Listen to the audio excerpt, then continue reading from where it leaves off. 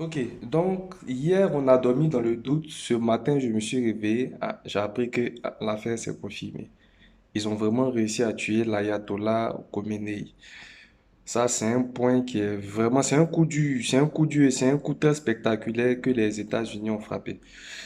Maintenant, passer l'émotion liée à cette information-là, il faut toujours continuer d'analyser la situation à fond.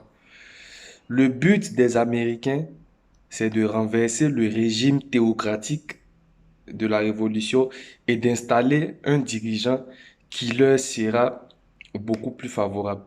Vous savez, la guerre, là, il y a le côté spectacle et il y a le côté tactique. Les bombardements, les assassinats, là, c'est le côté spectacle.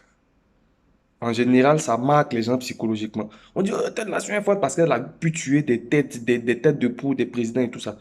Maintenant, à côté de ça, il y a le côté tactique qui est celui-là de gagner sur le terrain, de descendre à pied sur le terrain et de réussir à imposer les objectifs que tu t'es fixés.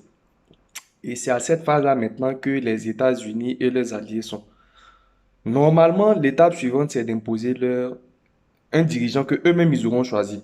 Un dirigeant qui leur est soumis et qui vont mettre à la tête de l'Iran. Et donc, on regarde, on ne sait pas, hein, il y a des sujets sur lesquels il faut éviter les grosses pronostics. De toute façon, le palabre va commencer devant nous tous, on n'a qu'à regarder.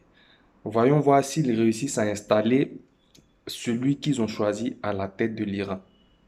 Voilà, il ne faut pas trop créer victoire précipitamment parce qu'ils ont attaqué l'Afghanistan et finalement ils ont fui 10 ans après sans pouvoir dominer et dompter complètement ce territoire-là.